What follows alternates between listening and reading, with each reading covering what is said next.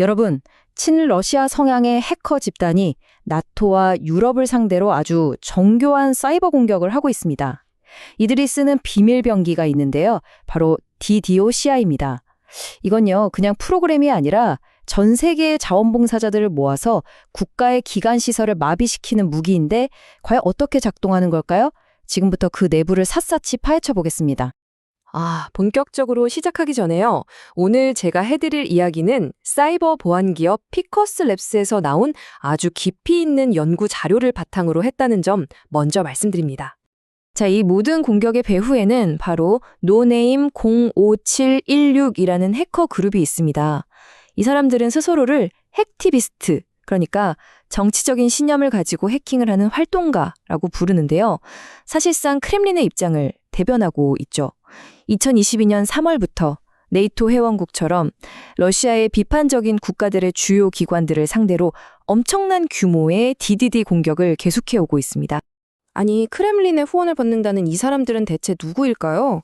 그리고 어떻게 이렇게 조직적으로 또 대규모로 공격을 할 수 있는 걸까요? 그 비밀은 바로 이들이 사용하는 핵심 공격 무기에 숨어 있습니다. 네, 바로 그들의 비밀 병기, DDoS입니다. 이 이름 오늘 이야기에서 가장 중요한 키워드니까 꼭 기억해 두세요. 디도스야는요, 우리가 생각하는 그런 단순한 악성 코드가 아니에요. 뭐랄까, 일종의 사이버 용병 모집 플랫폼 같은 겁니다. 텔레그램으로 자원봉사자를 막 모으고요. 공격에 참여해서 기여한 만큼 암호화폐로 보상까지 해줍니다. 근데 진짜 무서운 점은 뭐냐면요. 이게 고언어로 만들어져서 컴퓨터를 잘 모르는 사람도 그냥 클릭 몇 번만 하면 국가급 해킹에 참여할 수 있다는 거예요. 이건 뭐 사이버 공격의 문턱을 아예 없애버린 셈이죠. 자, 그럼 이제부터는 조금 더 기술적으로 깊게 들어가 보겠습니다. 이 DDoS가 실제로 어떻게 움직이는지 그 공격 과정을 단계별로 한번 뜯어보죠. 디도스가 작동하는 방식은 크게 보면 딱 두 단계로 나눌 수 있어요. 아주 간단합니다. 먼저 자원봉사자의 컴퓨터, 즉 클라이언트가 서버에 저 왔어요 하고 자신을 인증하고요. 그 다음에 오늘 어디를 공격할까요? 하고 공격할 목표 목록을 받아오는 시기죠. 자, 첫 번째 단계는 인증. 쉽게 말해 신분 확인입니다. 자원봉사자의 PC가 해커들의 명령 제어 서버, 즉 C2 서버에 접속을 시도해요. 이때 /클라이언트 로그인이라는 주소로 저도 공격에 참여하겠습니다 하는 신호, 즉 포스트 요청을 보냅니다. 이 신호에는 누가 보냈는지 알 수 있는 식별표, 쿠키가 포함되어 있고요. 통신 내용은 ASGCM이라는 아주 강력한 암호화 방식으로 보호돼서 중간에 누가 엿볼 수가 없게 되어 있습니다. 이 암호화된 요청을 한번 풀어보면요. 보시는 것처럼 아주 상세한 시스템 정보가 들어있습니다. 시스템 유저네임 같은 사용자 이름부터 시작해서 운영체제는 뭔지, CPU 코어는 몇 개인지까지 싹 다 전송이 돼요. 해커들은 바로 이 정보를 보고 각 자원봉사자 PC의 성능을 파악해서 공격을 더 효율적으로 관리하는 거죠. 자, 신원 확인이 끝났으면 이제 두 번째 단계로 넘어갑니다. 이번에는 /클라이언트 gettarget이라는 주소로 오늘의 공격 목표를 알려주세요 하고 요청을 보내는 거예요. 그럼 서버가 암호화된 데이터 묶음, 즉 제이슨 객체로 응답을 하는데요. 이 안에는 누구를 공격할지에 대한 정보가 담긴 타겟치 목록과 공격을 어떻게 위장할지에 대한 정보가 담긴 랜덤스 목록이 들어있습니다. 이 데이터를 풀어보면 공격의 세부 계획이 그대로 드러납니다. 타겟츠 목록에는 보시는 것처럼 공격 대상의 아이디, 공격 유형, 포트 번호가 정확하게 딱 지정되어 있죠. 근데 진짜 교묘한 부분은 바로 이 랜덤즈 목록이에요. 이건 공격 신호를 보낼 때마다 조금씩 다른 가짜 데이터를 섞어서 보내라는 지시거든요. 이렇게 하면 모든 공격이 다 다르게 보이니까 자동화된 방어 시스템이 이거 패턴화된 공격이네? 하고 알아채기 어렵게 만드는 거죠. 방어망을 뚫는데 아주 효과적입니다.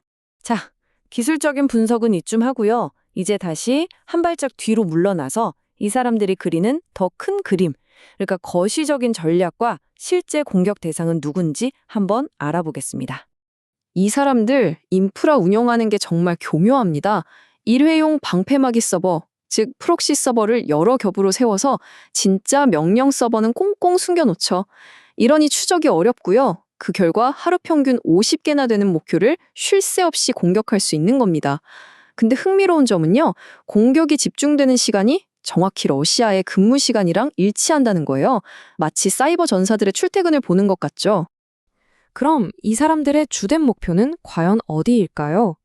이 차트를 보면 바로 답이 나옵니다. 무려 41%, 거의 절반 가까이가 정부와 공공부문에 집중되어 있어요.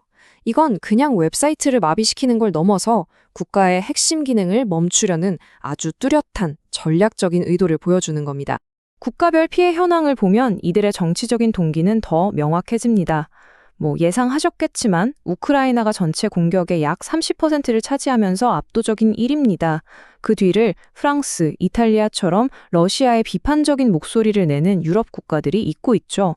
이들의 공격 대상은 철저하게 크렘린의 지정학적인 이해관계와 딱 맞아떨어집니다. 이들은 여러 가지 공격 기술을 아주 잘 섞어서 씁니다.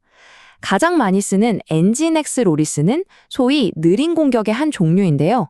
한 번에 큰 공격을 퍼붓는 게 아니라 아주 느린 요청을 수없이 보내서 서버의 자원을 야금야금 갉아먹고 결국 다운시키는 아주 교활한 방식이죠. 여기에 TCP 심플러드 같은 전통적인 대규모 트래픽 공격도 함께 사용하고요. 전체 공격의 3분의 2가 웹사이트의 정문이라고 할 수 있는 80번, 443번 포트로 집중되는 걸 보면 이들의 목표가 웹 서비스 마비라는 게 확실해 보입니다. 이렇게 노골적으로 공격을 해오는데 국제사회가 가만히 있지는 않았겠죠. 마지막으로 이들을 둘러싼 국제사회의 대응은 어땠는지, 그리고 이 그룹의 미래는 어떻게 될지 한번 짚어보겠습니다. 이 타임라인을 보면 이 그룹이 얼마나 빠르게 진화했는지 알 수 있습니다. 2022년에 처음 등장해서 2024년에는 다른 친러시아 그룹들과 연합하면서 세력을 엄청나게 키웠습니다. 이런 활동이 결국 국제사회의 눈에 띄었고 2025년 7월에는 이스트우드 작전이라는 대규모 국제 공조 수사의 표적이 되기에 이르죠. 그런데 이 사람들 국제적인 단속에도 전혀 굴하지 않았습니다.